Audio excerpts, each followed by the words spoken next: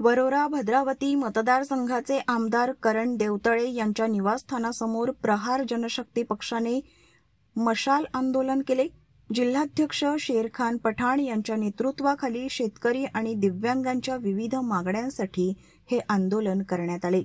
शेतकऱ्यांची कर्जमाफी, बियाणे, खते यासाठी अनुदान तसेच दिव्यांगांना दरमहा 6,000 मानधन मिळावे या प्रमुख मागण्या होत्या। आमदार देवतळे घरी नसल्यामुळे आंदोलकांनी फोनवर संवाद साधून निवेदन दिले।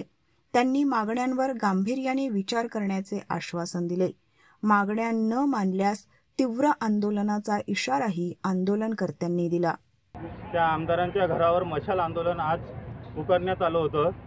त्या मशाली आंदोलनाच्या निमित्ताने शेतकऱ्यांची कर्जमाफी झाली पाहिजे, शेतकऱ्यांची एमआरजीएसच्या माध्यमातून कापणी ते पेरणीपर्यंत त्यांचं काम झालं पाहिजे, दिव्यांगांना 6,000 रुपये महिना हा मिळाला पाहिजे।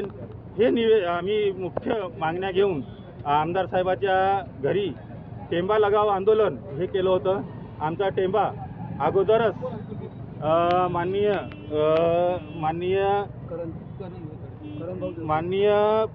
आमचे कर्मचारी साहेब यांनी अगोदर विजवलेला आहे। तर आम्ही